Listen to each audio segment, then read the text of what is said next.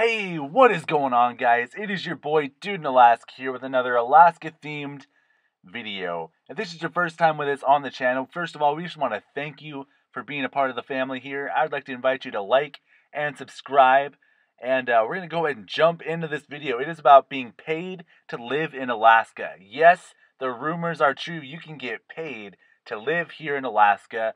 Free money for you to spend on whatever it is that you like.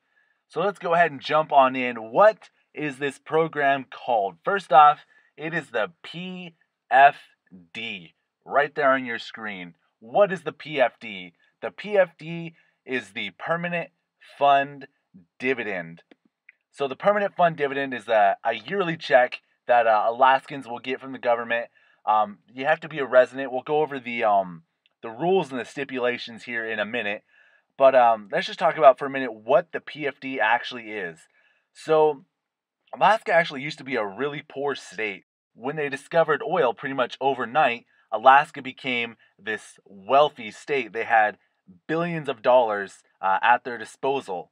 And so basically the PFD was a way for them to preserve the wealth that they just, had dropped in their laps. It was a way for them to preserve the wealth for future generations. And so what the state of Alaska decided after a lot of discussion was that they were going to put 1/4 of the wealth each year into the fund, and that would be to preserve the wealth. And so that wealth is collectively owned, which prevents the government from mismanaging the money. And there's a lot of different arguments there and opinions, and I could go in to the issues there, but we're not going to discuss the politics here.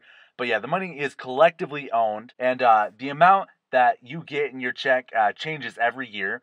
Like some years there's been like $1,100. Some years it's been like $2,000, over $2,000. I think the largest check I ever got was close to $2,000. I don't think it was over $2,000. When I first got into Alaska, I think the checks that year was like $2,200 or something like that. I didn't get that check because of the rules that we're about to go over. But yeah, let's go ahead and jump into the rules. So how can you get a PFD?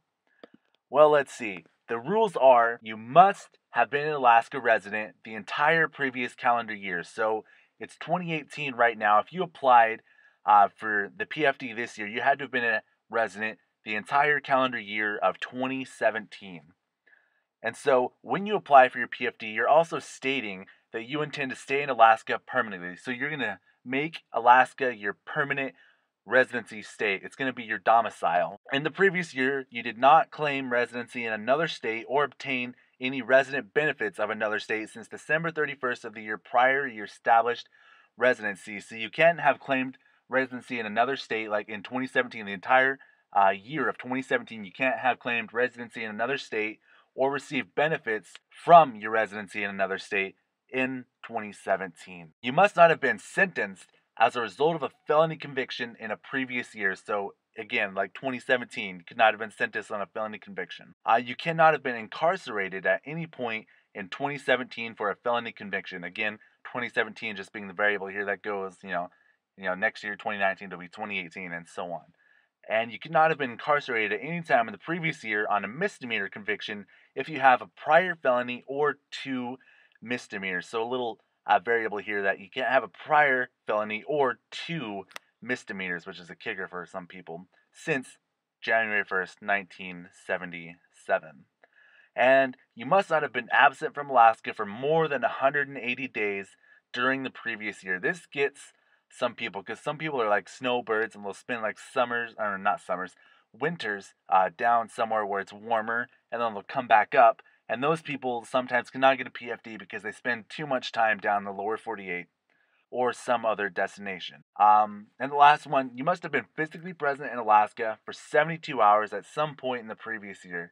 This is kind of a funny rule just because 72 hours is not a long time, but it makes sure that people actually come and actually are physically present in Alaska. They're not just applying for a PFD because they have a residency, but they're actually not here, just like the politicians that are in Washington. Now, if you're going to apply for the PFD, you need an acceptable proof of residency. That can be either, moving receipts, a housing lease. I just want to note, first off, that military housing is not accepted. Military provided housing is not accepted.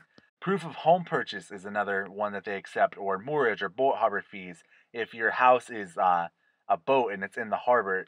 Proof of employment works like W-2, pay stub, and Alaska driver's license. Alaska vehicle registration works as well. Alaska state benefits that claim residency, and Alaska voter registration. Alaska is one of the states that requires a voter ID card, and so when you register to vote, you'll get your voter ID card, and that works as acceptable proof of residency. Now, you've met the requirements. What do? All right, so when you go to apply for the PFD, you're going to want to go to my.alaska.gov and create your own page. Now, this is going to be like the catch-all page for like any government paperwork, any fees you have to pay, applying for the PFD, and any like government jobs. You're going to find them on this. So it's like a basic landing site, and it covers basically everything Alaska related. So you're going to go there, you're going to create a page, it's going to ask you a whole bunch of information, and then it just saves it, and it's there from year to year. All right, so you go to my.alaska.gov and you apply by March 1st. The cutoff is March 31st, I'm sorry.